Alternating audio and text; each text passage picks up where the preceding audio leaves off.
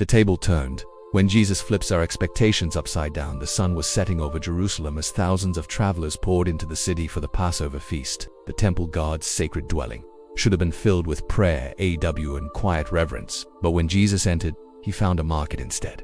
Money changers shouting, merchants bargaining, sacrifice animals penned up, priced high. The house of God had become a house of hustle. Jesus didn't walk away. He didn't politely correct them. He flipped the tables. Coins scattered. Doves flew. The crowd froze. "My house shall be called a house of prayer," he said, "but you have made it a den of thieves." Matthew 21:13. Why did Jesus get angry? This wasn't a moment of rage. It was a moment of righteous anger. Love defending holiness. Jesus wasn't flipping tables out of pride or temper. He was flipping the system that kept the poor out, the broken, unheard, and the religious gatekeepers in charge. Those selling sacrifices were exploiting travelers. The money changers were profiting off worship. The religious leaders turned God's presence into a profit center. Jesus wasn't just cleaning a room. He was calling out corruption. He was challenging what everyone had accepted as normal. He was saying, "This isn't how my Father's house works." When Jesus flips our tables. Today, we may not see temple markets, but we still build systems Jesus wants to flip. Churches more focused on image than the hurting.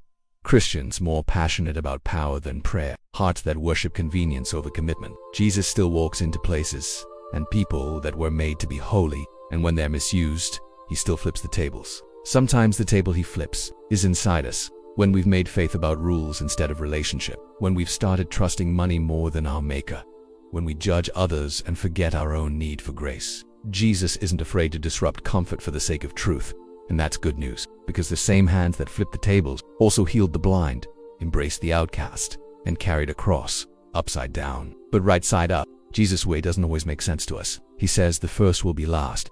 He praises a widow for giving pennies. He chooses fishermen over Pharisees. He dies to give life. His kingdom is upside down by the world's standards, but it's the only way we're set right side up. How this story speaks today. Jesus still challenges comfort zones. He still calls out injustice. He still flips the parts of us that need cleansing. Not to shame, but to restore. Because true love doesn't leave us the same. Discussion questions. Has Jesus ever flipped a table in your heart? A belief, a habit, or a comfort zone? What modern-day systems or attitudes do you think Jesus would confront today? Why do you think it's hard for us to welcome disruption in our spiritual lives? Drop your answers below. Your story could be the reason someone finds freedom today. Next episode, teaser, the road to Emmaus, when Jesus walks beside us unseen. Even when we feel alone or confused, Jesus is often walking right next to us.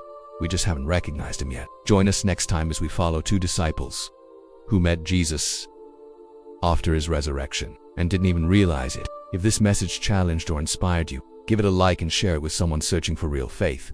Don't miss what's next. Subscribe and turn on notifications so you never miss a powerful episode. Here, we're flipping tables, healing hearts, and walking with Jesus. You're not just watching, you're a part of this journey.